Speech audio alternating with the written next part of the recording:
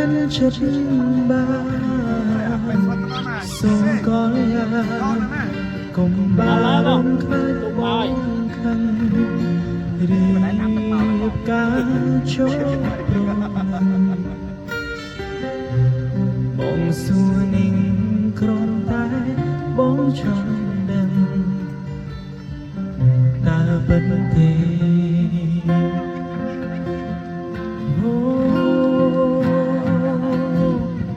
តែថាបងឈួរដែរហើយអ្វីអូនរៀបការព្រោះអូននៅសិក្សារៀងរាល់ថ្ងៃតែថាបងឈួរដែរអូនក្មេងនឹងចូលដែរពីសេចក្ដីរៀបការ Let's move